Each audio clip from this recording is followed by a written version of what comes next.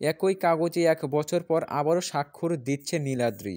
পার্থক্য শুধু এটুকুই, ১ বছর আগে নিজের সব অনুভূতি দিয়ে বিয়ের স্বাক্ষর, আর এখন ডিভোর্স। কিন্তু তার কোনো মায়া বা আফসোস হচ্ছে না, বরং মনে হচ্ছে সে অবশেষে মুক্তি পেতে চলেছে। নীলাদ্রি সাইন করার আগে বিপরীত দিকের লোকটার দিকে এক পলক তাকালো। চার চোখের দৃষ্টি একত্রে হতেই নীলাদ্রি মাথা নিচু করে খুব দ্রুত সাইন করে দিল। হ্যাঁ, এখন থেকে সে ডিভোর্সি। আজ থেকে তাকে সমাজের কলঙ্কের দাগ লাগিয়েই চলতে হবে। নীলাদ্রি সাইন করার শেষে হাতের কাগজটি বিপরীত দিকে বসা লোকটিকে বাড়িয়ে দিতেই সে সাইন করতে নিল। আরিয়ান কাগজে কলম বসানোর আগে একবার নীলাদ্রির দিকে তাকালো। নীলাদ্রি তার দৃষ্টি অন্যদিকে ফিরিয়ে ফেলল। তার এই মানুষটার চোখের দিকে তাকানোর সাহস নেই। এই চোখের দিকে তাকালে তার মন ক্ষত বিক্ষত হয়ে যায়। এরপর লোকটিও খুব তাড়াহুড়োর সহিত সাইনটা করে দিল। নীলাদ্রি একটা মলিন শ্বাস ফেলল। এতদিনে লোকটির প্রতি মায়া জন্মে গিয়েছিল, তবে সে পাশাপাশি স্বস্তির শ্বাসও ফেলল।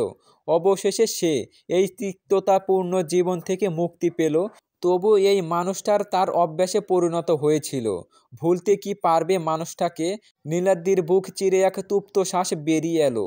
কোর্ট থেকে বেরিয়ে বাবার হাত ধরে গাড়িতে ওঠার উদ্দেশ্যে দরজাটা খুলতেই পেছন থেকে সেই অতি চিরচেনা ডাকটা শেষ বারের মতো কানে বাজতেই নীলাদ্রি এক মুহূর্তের জন্য সব ভুলে পিছনে তাকালো। আরিয়ান একটু এগিয়ে নীলাদ্রির কাছ থেকে দূরত্ব বজায় রেখে দাঁড়িয়ে বলল, ভালো থেকো। এই ১ বছর অনেক কষ্ট দিয়েছি তোমায়, পারলে মাফ করে দিও। নীলাদ্রি কিছু না বলে দাঁড়িয়ে রইল। কেন জানি এই মানুষটার এমন নরম কণ্ঠ শুনলে সে এই মানুষটার করা পাশবিক অত্যাচার সব ভুলে যেতে ইচ্ছে করে। নীলাদ্রি হুঁশ ফিরল যখন তার বাবা রেগে আরিয়ানকে থাপ্পড় মারল। তোমার লজ্জা করে না? আমার মেয়ের জীবন শেষ করে আবার ভালো থাকতে বলছো? আমারই ভুল ছিল, বেশি ভালো মনে করে তোমার হাতে মেয়ে দিয়ে। আজ থেকে আমার মেয়ের সাথে তোমার সব সম্পর্ক শেষ। আমার মেয়ের আশেপাশেও যেন তোমাকে আর না দেখি, মনে থাকে যেন। আরিয়ান নেহাল আহমেদের কথা শুনে আর কোনো জবাব দেওয়ার সাহস পেল না। নেহাল আহমেদ হন হন করে গাড়ির পাশে এসে দরজা খুলে নীলাদ্রির উদ্দেশ্যে বলে উঠল, যা মা, গাড়িতে ওঠ। নীলাদ্রি বিনা বাক্য ব্যয়ে গাড়িতে উঠে বসতেই অন্য পাশে তিনিও উঠে পড়ার পর গাড়ি ছেড়ে দিল। গাড়ি ছেড়ে দিয়ে কোর্টের গেট পেরিয়ে আসতেই নীলাদ্রি জানালা দিয়ে পার্কিং প্লেসে আরিয়ানের গাড়িটির দিকে তাকালো। আরিয়ান ড্রাইভিং সিটে বসে নীলাদ্রির গাড়িটির দিকে তাকিয়ে আছে। নীলাদ্রির গাড়িটি গেট পেরিয়ে চলে আসতেই সে শেষবারের মতো পেছনের জানালা দিয়ে তাকিয়ে আরিয়ানকে দেখে নিল। আরিয়ানও ততক্ষণে গাড়ি ছেড়ে দিয়েছে। দুইটা গাড়ি একে অপরের বিপরীত দিকে রাস্তায় দিয়ে চলে যাচ্ছে। এই গাড়ির মতোই আজ থেকে নীলাদ্রি আরিয়ানের গন্তব্য ভিন্ন। আর কোনো সম্পর্কের বাঁধন নেই। নীলাদ্রি পিছনে ফিরে চোখ মুছে নিল। সে তো মানুষটাকে ভালোবাসতে চেয়েছিল, তবুও কেন মানুষটা তাকে আপন করে নিতে পারল না? হয়তো তারই নিয়তি খারাপ। নেহাল আহমেদ মেয়েকে এক হাতে জড়িয়ে ধরলেন। নীলাদ্রি বাবার বুকে গুটিসুটি মেরে বসে রইল। সে বুঝতে পারছে হয়তো বাবারও ভীষণ মন খারাপ, কারণ তিনি যে জোর করেই নীলাদ্রিকে বিয়ে দিয়েছিলেন নিজের বন্ধুর ছেলের সাথে। তখন সবেমাত্র উচ্চ মাধ্যমিক দিয়েছে নীলাদ্রি। তার ইচ্ছে সে অনেক পড়বে, একদিন বাবা মায়ের মুখ উজ্জ্বল করবে। কিন্তু বাবা তার এক বন্ধুকে কথা দিয়ে রেখেছিল যে তার একমাত্র মেয়েকে তার বন্ধুর ছেলের হাতে তুলে দেবে। নেহাল আহমেদের বন্ধুর হঠাৎ করে ক্যান্সার ধরা পড়ল। এরপর আস্তে আস্তে শরীরে অবনতি হচ্ছিল। ঠিক তখনই তিনি বুঝতে পারলেন তার আর এই দুনিয়ায় বেশি দিন থাকা হবে না। সে মারা গেলে তার এতিম ছেলেকে কেউ দেখে রাখবে না। তাই তিনি সিদ্ধান্ত নিলেন তার দু চোখ বন্ধ হওয়ার আগেই একমাত্র আদরের ছেলেটাকে বিশ্বাস্ত কারো হাতে তুলে দিতে চেয়েছিল। তার একমাত্র কাছের বন্ধু নেহাল আহমেদের একমাত্র মেয়ে নীলাদ্রিকে সে দেখেছিল অনেক ভদ্র একটা মেয়ে। একটু বেশি অসুস্থতা অনুভব হতেই তিনি বন্ধুকে বলে বিয়ের তোড়জোড় চালালেন যে তার একমাত্র ছেলেকে বিয়ে দেবে। আরিয়ান সব সময় থাকতো ঢাকায়। সে পড়াশোনা শেষ করে ওখানে একটা ব্যবসা খুলে ওখানেই থাকতো। বাবার মৃত্যু শয্যায় দেখতে এসে বাবার শেষ কথা অনুযায়ী ইচ্ছের বিরুদ্ধে নীলাদ্রির সাথে বিবাহ বন্ধনে আবদ্ধ হতে হলো। ঠিক একইভাবে নীলাদ্রিও সেই বিয়েতে রাজি ছিল না।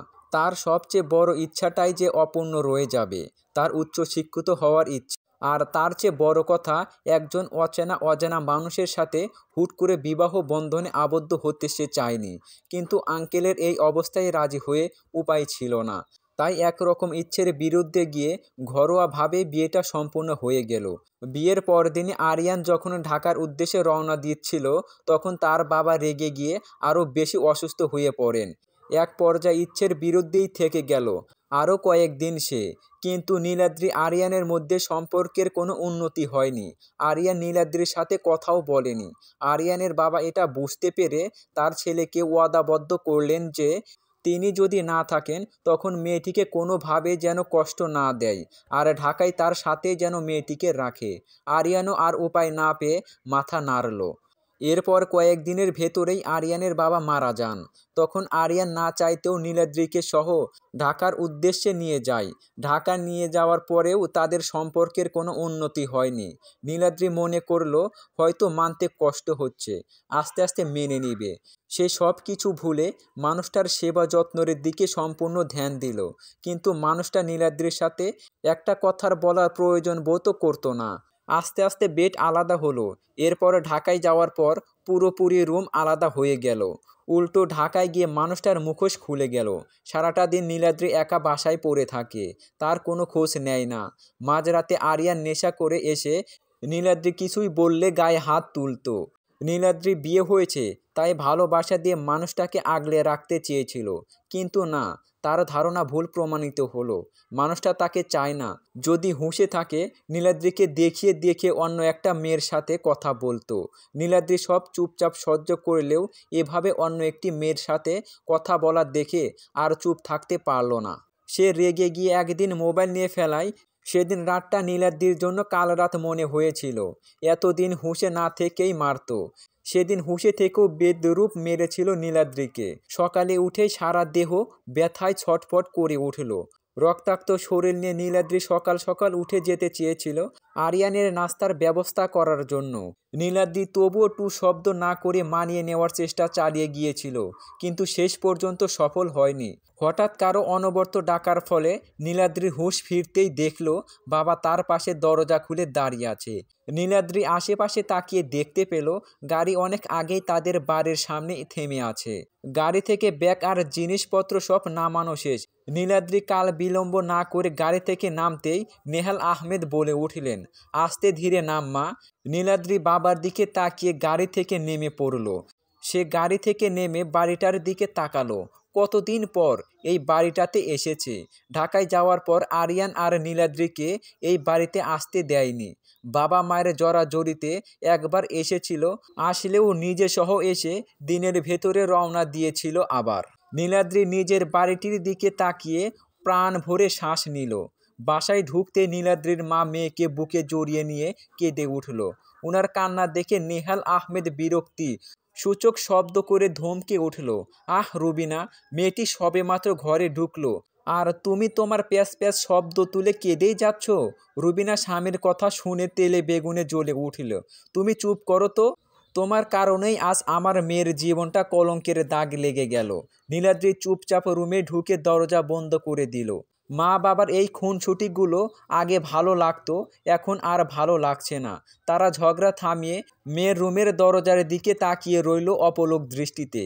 রুমে ঢুকে নীলাদ্রি ওয়াশরুমের কল ছেড়ে দিয়ে দোয়া আকারে হাঁটু মুড়ে বসে পড়ল। মুখের ওপর হাত চেপে ধরে কান্নায় ভেঙে পড়ল। তার জীবনটা এমন কেন হলো? কি দোষ ছিল তার? সমাজে এখন তার উপর কলঙ্কের দাগ লেগে গেল। কেন তার জীবনটা এত কষ্টের হলো? সে তো চেয়েছিল সব কিছু ভুলে আরিয়ানের সাথে আবারও পথ চলতে, কিন্তু মানুষটা এমন কেন করলো? একটুও কি ভালোবাসা যায় না নীলাদ্রিকে? নীলাদ্রি তো ভালোবেসেছিল। আরিয়ান বাড়ি ফিরেই দরজা খুলতেই একরকম নীরবতা, আবছা অন্ধকার দেখে বুক চিনচিন করে উঠল। সব সময় বাড়িতে আলোতে ভরে ছিল। নীলাদ্রি সব সময় জানালার পর্দা সরিয়ে রাখত, আর আজ সব বন্ধ। আরিয়ান গিয়ে সব জানালাগুলো খুলে পর্দা সরিয়ে দিতেই সম্পূর্ণ বাড়ি আগের মতো আলোয় ঝিলমিল করে উঠল। আরিয়ান রুমে গিয়ে ফ্রেশ হওয়ার উদ্দেশ্যে ওয়াশরুমে পা বাড়ালো। ওয়াশরুম থেকে চুল মুছতে মুছতে বের হতেই মুখ ফসকে বলে উঠল, নীলাদ্রি, সকালে আয়রন করতে দিয়েছিলাম সেই কাপড়টা কই রেখেছো? বলতে বলতে থেমে গেল আরিয়ান। তার যে মনেই নেই নীলাদ্রিকে সে ডিভোর্স দিয়ে দিয়েছে, সে আর আসবে না। আরিয়ান আলমারি খুলতেই দেখল সকালে আয়রন করতে দিছিল সেই কাপড়টা সহ বাকি আরও সব কাপড়গুলো তাক তাক করে গুছিয়ে রাখা। কাপড়গুলো নিতে গিয়ে নীলাদ্রিকে একটু মনে পড়ল আরিয়ানের। হয়তো এতদিন বাসায় ছিল তাই নীলাদ্রিকে মনে পড়েছে।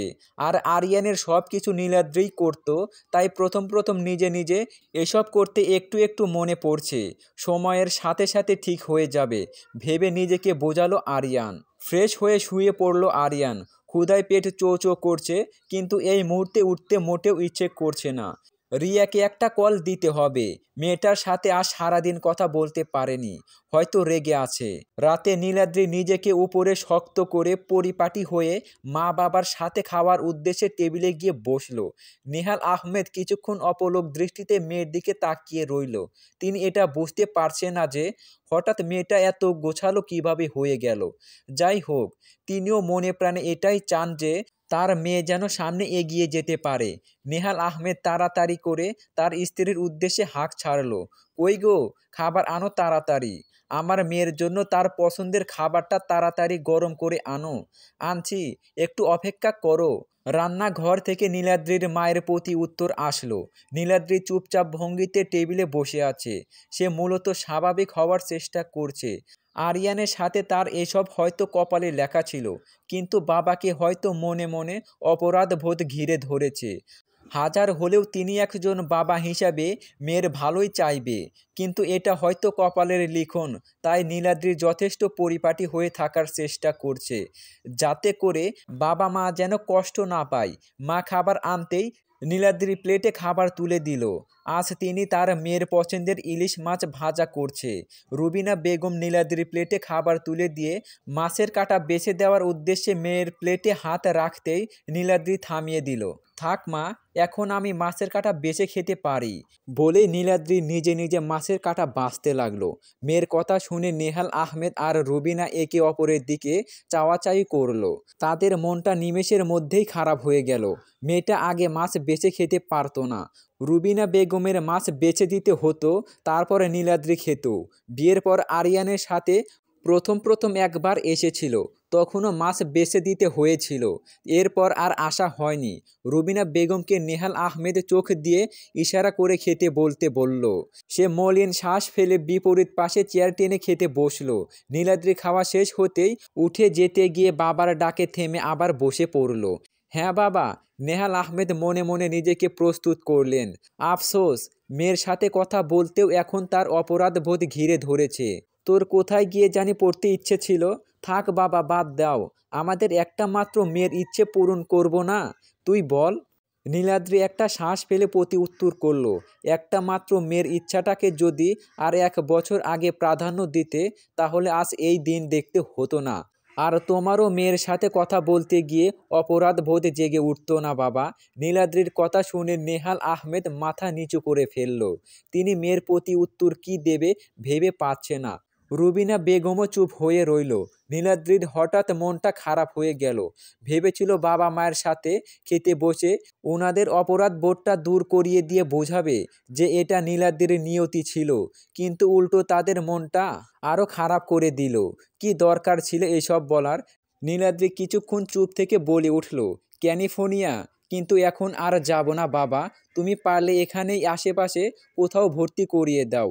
নেহাল আহমেদ মাথা তুলে বললেন, আমাদের মাফ করে দিস মা, আমি বুঝতে পারিনি এর শেষ এতটা খারাপ হবে। আসাদের মতো তার ছেলেও ভালো হবে, আর ছেলে শিক্ষিত, তাই তোকে ভালো রাখবে। কিন্তু বুঝতে পারিনি। আমরা চাই তুই এখানে না থেকে বাহিরে গিয়ে পড়াশোনার ইচ্ছাটা তুই পূরণ কর। এসব আর বলিও না বাবা, হয়তো আমার কপালে এটাই লেখা ছিল।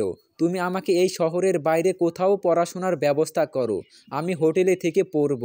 তোমাদের মেয়ে এতটাও নরম নয় বাবা, আমি ঘুরে দাঁড়াবো, চিন্তা করিও না, আমি পারবো। আচ্ছা তুই রুমে গিয়ে শুয়ে পড় মা।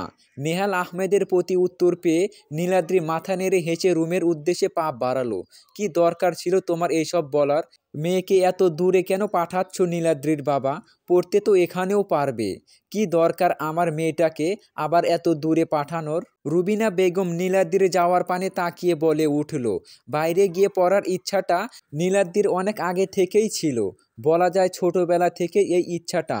কিন্তু মাঝখানে আমার দোষে সব শেষ হয়ে গিয়েছিল। কিন্তু ও এখন অত দূরে আর যাবে না। তাই এই শহরের বাইরে অন্য কোথাও ওকে পড়াশোনার ব্যবস্থা করে দেব।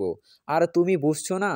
এই সমাজ থেকে আমার মেয়ের মানসিকভাবে আরও ক্ষতিগ্রস্ত হবে। এই সমাজে একজন মেয়ে 1 বছরের মধ্যে ডিভোর্সি, মনে হচ্ছে মেয়েটাই খারাপ। অথচ ছেলের হাজার দোষ দেখলেও কেউ এসব বলবে না। উল্টো মেয়েটা ভালো মতো চলতে গেলেই সবাই হেনস্থা করে। আমরা তো আর সব সময় ওর পাশে থাকতে পারবো না যে মানুষের জবাব দিতে। আমি চাই না আমার মেয়ে ঘুরে দাঁড়াতে গিয়ে রাস্তাঘাটে এসব বাধা আমার মেয়েকে আটকাক। তাই সব ভেবে এই সিদ্ধান্ত নেওয়া আমার। নেহাল আহমেদের কথায় রুবিনা বেগম চুপ হয়ে মলিন শ্বাস ফেলল। হয়তো সেও বুঝতে পেরেছে। রুমে ঢুকে নীলাদ্রি দরজা বন্ধ করে চুপচাপ ঘুমানোর চেষ্টা করলো। ঘুমাতে গেলেই সব কথা একসাথে মনে পড়ে। বড্ড অসহায় লাগে তখন নিজেকে। ঘুমটাও তখন স্বার্থপর হয়ে ওঠে। পাশের ঘরে শব্দ যাওয়ার ভয়ে যখন বালিশে মুখ গুজে গোংড়াতে থাকে, তখন বারবার করে মনে পড়ে সেই মানুষটার কথা, যাকে নিঃস্বার্থভাবে ভালোবেসে শুধুই অবহেলা আর অত্যাচার জুটেছে। আচ্ছা, কাউকে মনে প্রাণে ভালোবেসে আগলে রাখার চেষ্টা কি অপরাধ? রাতে গিয়ে ধরনীর বুকে সকাল নামে।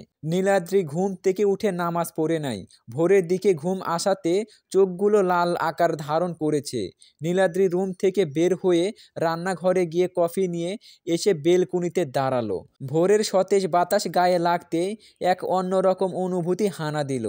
চোখ বন্ধ করে ভোরের স্নিগ্ধ হাওয়া অনুভব করলো। আজ প্রায় 1 বছর পর আবারও আগের মতো অনুভূতি আসছে। এই 1 বছরের মধ্যে একবারও তার এই প্রিয় সময়টা একান্তভাবে উপভোগ করতে পারেনি। রাতে আরিয়ান দেরি করে বাসায় ফিরত, আর নীলাদ্রি আরিয়ানের জন্য খাবার নিয়ে অপেক্ষা করতে করতে ঘুমিয়ে পড়ত। ঘুমের মাঝেই কারো থাপ্পড় খেয়ে উঠে বসতেই দেখত আরিয়ান চক্ষু লাল করে দাঁড়িয়ে আছে। তাড়াহুড়ো করে উঠে আরিয়ানকে খাবার দিতেই সে খাবার ভালো হয়নি বলে নীলাদ্রির মুখের ওপর ছুঁড়ে মারত। একবার জিজ্ঞেসও করতো না নীলাদ্রি খেয়েছে কিনা। আরিয়ান সবসময় অকথ্য ভাষায় নীলাদ্রিকে গালি দিত। নীলাদ্রি সব চুপচাপ সয়ে যেত। সে ভাবত বিয়ে তো মানুষের একবারই হয়। কষ্ট করে মানিয়ে নিয়ে মানুষটাকে ভালোবাসলে বোধহয় মানুষটাও নীলাদ্রিকে বুঝতে পারবে। কিন্তু নীলাদ্রির ধারণা ভুল। আর কয়দিন গেলে নীলাদ্রি বোধহয় মারাই যেত। নীলাদ্রি একটা দীর্ঘ শ্বাস ফেলল। না চাইতেও সব সময় সেই স্মৃতিটা হানা দেয়। সে তাড়াতাড়ি চোখ মুছে নিল। আর ভাববে না এসব। এসব ভেবে ভেবে বাবা মাকে আর কষ্ট দিতে চায় না নীলাদ্রি। পূর্ব আকাশে লাল আভা ছড়িয়ে সূর্য উদিত হচ্ছে। নীলাদ্রি মুগ্ধ চোখে সেদিকে তাকিয়ে রইল। স্মৃতি হাত বাড়িয়ে বুঝতে পারল শেষ কবে এই দৃশ্যটা দেখেছে তার মনে পড়ছে না। তাই বোধহয় আজ মনে হচ্ছে এই প্রথম সূর্য উদিত হওয়ার দৃশ্য দেখেছে নীলাদ্রি। একটু বেলা গড়াতেই নীলাদ্রি রুম থেকে রান্নাঘরে গেল। আর সে নাস্তা বানাবে। চটপট নিজের কাজে লেগে গেল সে। সব কিছু তৈরি করা শেষ হতেই সেগুলো টেবিলে এনে রাখলো। ততক্ষণে বাবা মা দুজনেই উঠে গিয়েছে। রুবিনা বেগম তাড়াহুড়ো করে রান্নাঘরে ঢুকতেই দেখতে পেল নীলাদ্রি প্লেট সাজিয়ে সেগুলো নিয়ে বের হচ্ছে। কী রে মা, প্রতিদিন তো তুমিই করো, আজ না হয় আমিই করি। রুবিনা বেগম মেয়ের দিকে তাকিয়ে রইল।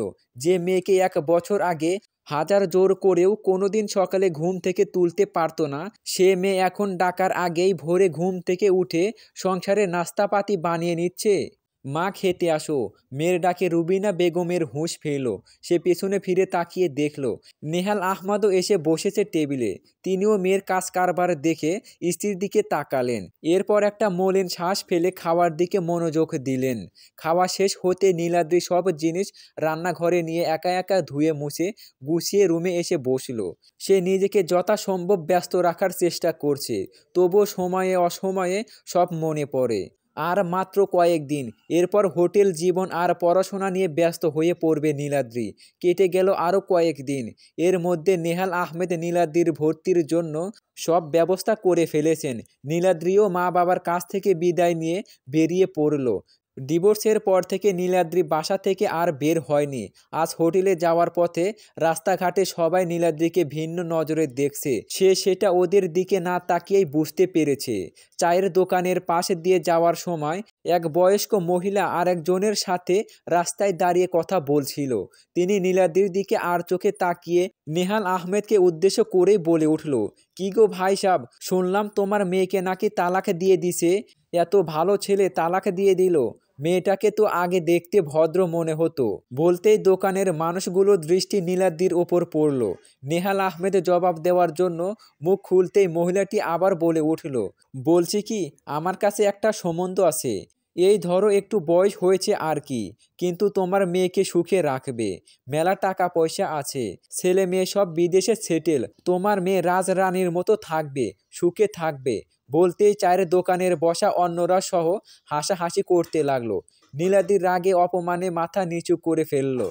নেহাল আহমেদ মেয়ের দিকে একবার তাকিয়ে রেগে কিছু বলার উদ্দেশ্যে পা বাড়াতে যেতেই নীলাদ্রি বাবার হাত ধরে ইশারা দিয়ে অনুনয় করল কিছু না বলার জন্য। নেহাল আহমেদ মেয়ের চোখের দিকে তাকিয়ে রাগটা কোনো মতেই হজম করে নিল, কিন্তু ভেতরে ভেতরে তার রক্তক্ষরণ হচ্ছে। নীলাদ্রি মাথা নিচু করে মহিলাটির উদ্দেশ্যে সেখান থেকে পা বাড়ালো। "আন্টি, শুনেছি আপনারও তো একটা মেয়ে আছে। যদি আজ আমার জায়গায় আপনার মেয়েটা থাকতো, বলা তো যায় না কার কপালে কি লেখা আছে। আজ থেকে 1 বছর আগে এই দিনে আমি অবিবাহিত ছিলাম। ঠিক আপনার মেয়ের মতোই চলতাম ফিরতাম। কিন্তু দেখুন 1 বছর পর কি নিয়তি। হতেও তো পারে আপনার মেয়েরও আগামী 1 বছর এই দিন দেখতে হবে। তখন এই আপনার মতো আপনার মেয়েকে কেউ যদি এমন প্রস্তাব দেয়, তখন কেমন লাগবে আপনার?" বলতেই মহিলাটির চেহারা ভীতিগ্রস্ত দেখা গেল। নীলাদ্রি মহিলাটির এমন ঘন মেঘের চেহারা দেখে তাচ্ছিল্য হাসল। "এই না না, ভয় পাবেন না আন্টি। আমি শুধুমাত্র আপনাকে একটা উদাহরণ দিয়ে বুঝিয়েছি, যাতে আপনার মনে একটু হলেও অনুশোচনা আসে। ভাবেন আপনার কথায় আমার বাবার কেমন লাগলো। আর জানেন আন্টি, আমি মোটেও ভেঙে পড়িনি, কিন্তু সমাজে চলতে ফিরতে গিয়ে আপনাদের মতো মানুষের কথা শুনে একটা মেয়ে ভেঙে পড়তে বাধ্য। আপনারা জানেন না, শুধুমাত্র আপনাদের কারণে একটা মেয়ে হতাশার কোন পর্যায়ে চলে যেতে পারে। আন্টি, এমন কিছু করিয়েন না যাতে করে আফসোস করতে হয়।"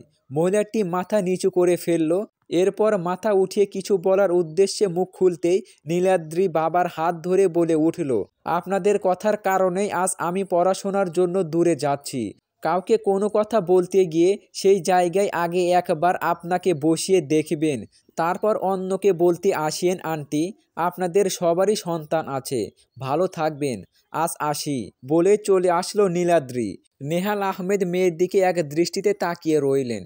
দোকানের মানুষগুলোও আর কিছু বলার সাহস হলো না। কেউ কেউ মাথা নিচু করে ফেলল। হয়তো নীলাদ্রির কথাগুলো মনোযোগ দিয়ে বুঝতে পেরেছে। ভর্তির সব কিছু ঠিকঠাক করার পরে নেহাল আহমেদ মেয়েকে এক গাদা আদেশ দিয়ে হোটেলে তুলে দিলেন নীলাদ্রিকে। এরপরে নিজে বাসার উদ্দেশ্যে ফিরে গেলেন। নীলাদ্রি তার রুমে সব কিছু গুছিয়ে রেখে খাটের উপরে বসল। তার রুমমেটও একসাথেই পড়ে, এটা হোটেলের কর্মরত মহিলাটিই বলেছিল। নীলাদ্রি ফ্রেশ হওয়ার উদ্দেশ্যে বারবার ওয়াশরুমের দিকে তাকাতে লাগলো। রুমমেট হয়তো গোসল করছে। এখনও দেখা বা কথা হয়নি। জার্নি আর এসব গোছাতে গোছাতে ক্লান্ত লাগছে। দু চোখে ক্লান্তি এসে ভর করতেই কোন সময় চোখ লেগে গেল আর খেয়াল ছিল না। ঘুম ভাঙল কারো ডাক শুনে। নীলাদ্রি ঘুম ঘুম চোখে ঝাপসা চোখে তাকিয়ে দেখল একটি অচেনা মেয়ে ডাকছে। তার রুমে অচেনা মেয়ে কোথা থেকে আসবে?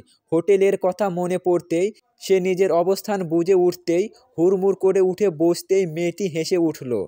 "আরে আস্তে আপু, সেই কখন থেকে ঘুমাচ্ছেন? আজ আর আপনার গোসল হলো না?"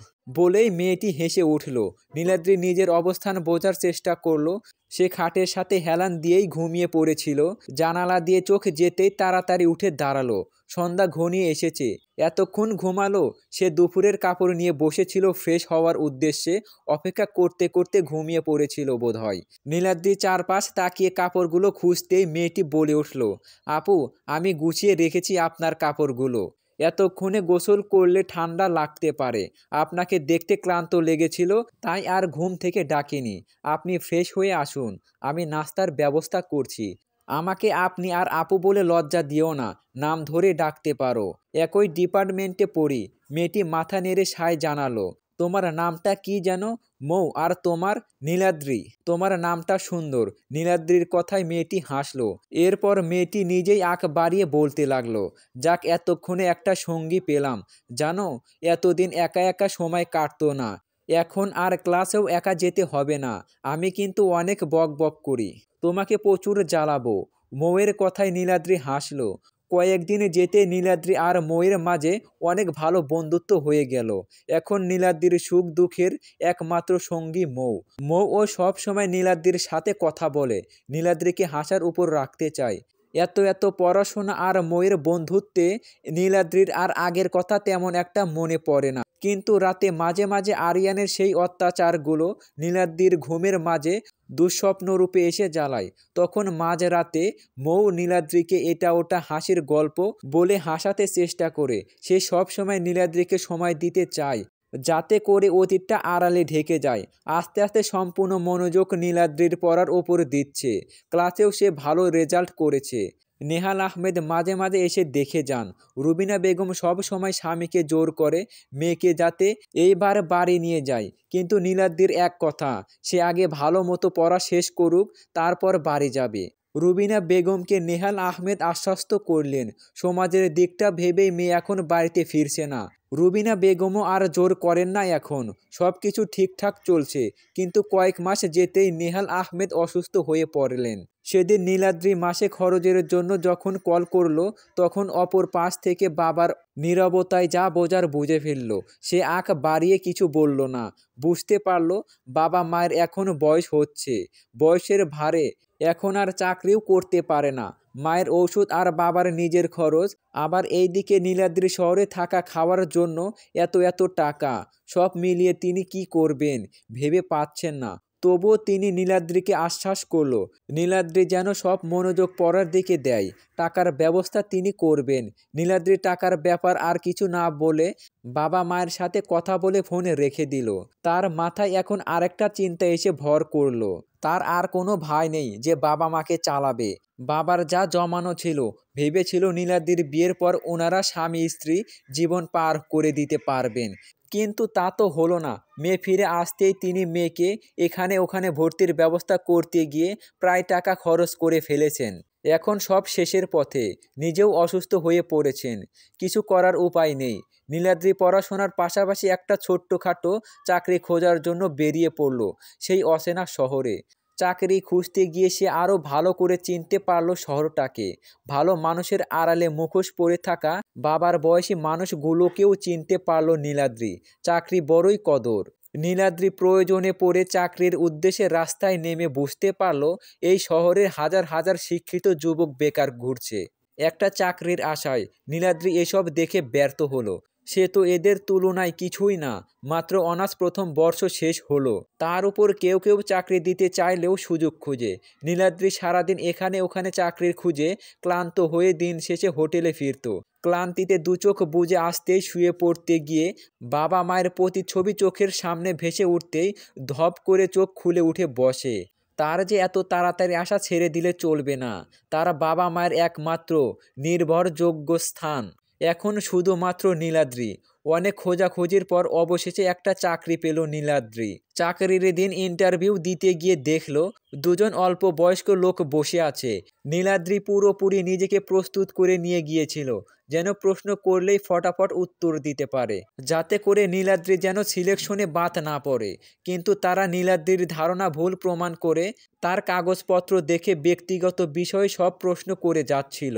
নীলাদ্রি অস্বস্তিতে পড়ে একে একে সব প্রশ্নের উত্তর দিয়ে গেল। যখন শুনল নীলাদ্রি একজন ডিভোর্সি আর বয়স্ক বাবা মায়ের একমাত্র মেয়ে, তার চাকরিটা যেভাবেই হোক পেতেই হবে, তখন তাদের দুজনের চোখ জল জল করে উঠল। তারা তখনই নীলাদ্রিকে সিলেক্ট করে ফেলল। নীলাদ্রিকে এত এত মানুষের ভিড় থেকে চাকরির কোনো প্রশ্ন ছাড়াই সিলেক্ট করায় সে ভাবতে বসে গেল। কিন্তু পরক্ষণে বাবা মায়ের কথা মনে পড়তেই সে হেসে লোকগুলোর দিকে তাকাতেই লোকগুলোর অস্বস্তি মাখা চোখ দেখে সে যা বোঝার বুঝে ফেলল। নীলাদ্রি ঘৃণা ভরা দৃষ্টিতে সেই দিকে তাকিয়ে অফিস থেকে সাথে সাথে বেরিয়ে এলো। সে বুঝতে পারল এই শহরে হাজার হাজার ভালো মানুষের আড়ালে মুখোশ পরিহিত মানুষের অভাব নেই। আবিষ্কার করলো সুন্দর সুশ্রী শহরটার আড়ালে ঢাকা বিশ্রী আরেকটা রূপ। মৌ নীলাদ্রির এমন অবস্থায় এক পরিচিত আঙ্কেলের সাথে কথা বলে একটা অফিসের চাকরির ব্যবস্থা করলো। নীলাদ্রি প্রথমে না বদক মাথা নাড়ল, ভাবল এই শহরে সবাই অসহায়ত্বের সুযোগ খোঁজে। এই শহরে মুখোশের আড়ালে ঢাকা মানুষের অভাব নেই। মানুষ কতটা নিম্ন মনের হলে মেয়ের বয়সী কেউ পর্যন্ত ছাড় দেয় না, কুপ্রস্তাব দেয়, তা নীলাদ্রি ভেবে উঠতে পারে না। আচ্ছা, মানুষগুলোর এমন কিসের অভাব যে এমন প্রস্তাব দেয়, তাও বা তারই মেয়ের বয়সীকে? মৌ নীলাদ্রিকে আশ্বস্ত করলো এই চাকরিতে এমন কিছুই হবে না। নীলাদ্রিও শেষবারের মতো চেষ্টা চালিয়ে গেল। সে চাকরিটা যেমন করেই হোক করবে। এরপরে কি ঘটলো বা ঘটবে তা যদি পড়তে চান অবশ্যই চ্যানেলটা সাবস্ক্রাইব করে পাশে থাকা বেল বাটনটি অন করে দেবেন।